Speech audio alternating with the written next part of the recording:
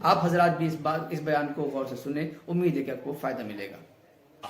ہم اپنی جہالت کو چھپانے کے لیے یا کم از کم حزب مخالف کے فرد پر اپنے علمی دھوس جمانے کے لیے اتنا باؤنڈ کر دیتے ہیں، ڈرا دیتے ہیں، نہ وہ کچھ سے ہم سے پوچھے گا اور نہ ہم جواب دیں گے، تم تمہارے راستے پہ، ہم ہمارے راستے پہ۔ یہ وہ خطرناک ماحول تھا جو 40 سال سے میں نے دیکھا، ریزلٹ ہی آیا۔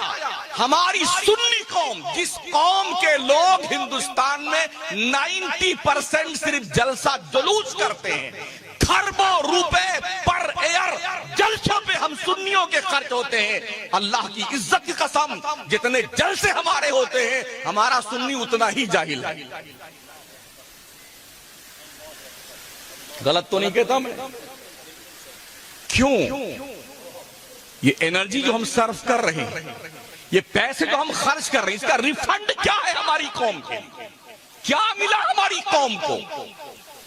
ہمارے سنی کو 90% یہ پتا نہیں ہے کہ سنیت کیا ہے، جبکہ ہر دیوبندی اہل حدیث جانتا ہے کہ دیوبندیت کیا ہے، وہابیت کیا ہے۔ اب تو فرق یہی ہو گیا ہے، جو نیاز فاتحہ نہ کرے وہ دیوبندی ہے، اہل حدیث ہے، اور جو نیاز فاتحہ کرے وہ سنی ہے۔ جو مزار پہ نہ جائے وہ دیوبندی ہے، غیر مقلد ہے، اور جو جائے وہ سنی ہے۔ جو دیگ چڑھائے وہ سنی ہے، جو نہ چڑھائے وہ سنی نہیں ہے۔ جو کھڑے ہو کے سلام پڑھے وہ سنی ہے، جو نہ پڑھے وہ سنی نہیں ہے۔ کیا لاجک ہے؟ میں نے تو کہیں نہیں پڑھا، نہ قرآن میں نہ حدیث میں، کہ اس طرح کرنے والا سنی ہوتا اور اس طرح نہ کرنے والا دیوبندی ہوتا ہے۔ ہم نے کہیں نہیں پڑھا، کسی نے پڑھا ہے تو مجھے سمجھا دے۔